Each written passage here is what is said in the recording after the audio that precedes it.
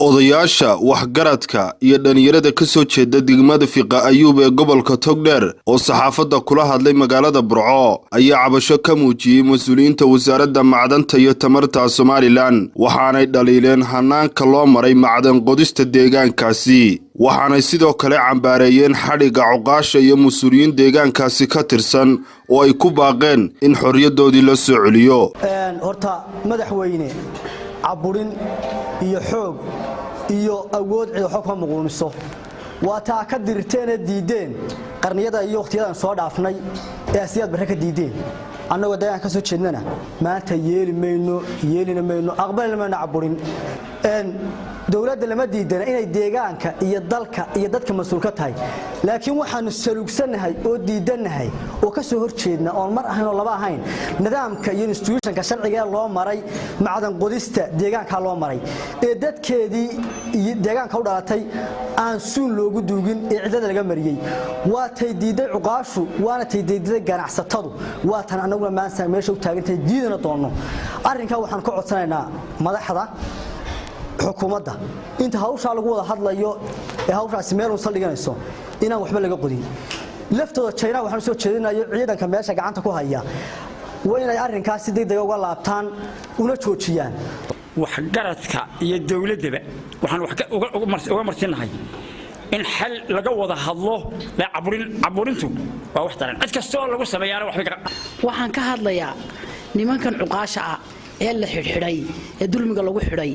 ee aan maalinkan maanta wax lagu haystaa jirin ee cid haysataa jirin ee aan is ogeyn ee sida dulmiga lagu qabtay waxa la doonayaa xurriyadoodii iyo sharaftoodii in loo soo celiyo xukuumadda waxaan u sheegaynaa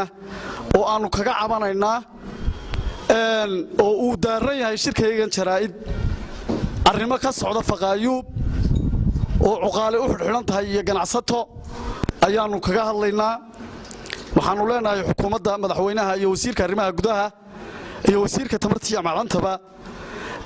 arrinka waxa weeye macdanta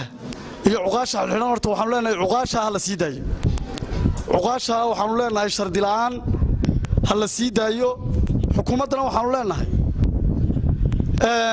madaxweyne arrinkan waxa weeye ummadda waxa weeye sabaala lagu wada jiray ummadda sabaaladii bay u baahan hadaan ka horeeyo macdanta waa looga maanto sharci daro baa lagu galay cid wax laga ma weydiin haday suldaanka beelaha habar jeclo tahay haday xildhibaanada baarlamaanka tahay wax laga diiday ma jirto waqtigiino baarlamaanku dee uu walaalay sharcigaas waa sharci daro wax lagu guranayaa wax allaala wax bedelkeeda oo aanu ka haynaana ma jirto haba yaraatee waxaan ku maanta seetaan iska dhiga xaabada iyo biyaano dhaamiya anaga goranayne ajuhanlib iyo Chinese baa goranaya iyo ummad kale ummadii ku dul noolaydna waxa la yiri xaabadii biya dhaamiyo kuul noqdo markii aanu ka hadalay waan caburiyay cuqaashayadii imka nawdan way ku xiran tahay ganacsatada oo ku xiran tahay in badan baa jirto in xaq la baahdo doonaysa loo raadinayo dhacday markii caanka tahay waxaan irka u nahay madaxweynaha Soomaaliland Muuse Biixi Cabdi arinkayga isaga irka uga noo gaarsiinayna waxaan doonaynaa annagoo ku baaqayna cid kasta oo Soomaaliland kamid ah annagoo nabadgelyo iyo gogol xaal ugu baaqayna waanaan dawladda durayn waanaan dawladda diidanayn waanu nabadgelyo iyo gogol xaal ugu baaqayno waxaan doonaynaa xal nabadgelyo in lagu wada markii dadkii deegaanku uu ka hadlay arrinkii ee dawladdii lala hadlay dawladdu waxay bilowday in dadkii markaa mas'uuliyiinta ahaa ee dadka deegaanka ka mas'uulka ahaa in la xidhay oo ugu horeeyo caaqil baashe maxamed cawad iyo markaa waxa weeyaan khadar sanyare oo kamid ah ganacsatadii deegaanka ka soo jeeday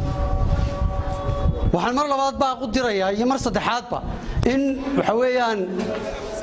la soo daayo oo dadka loo soo daayo xurriyadoodii dadka deegaanka degan iyaga leh deegaanka caafimaad waxba loogama qaban waxbarasho waxba loogama qabanin Axmed Salebaan Carab Axmed Kaafi wararka bulshada TV Burco.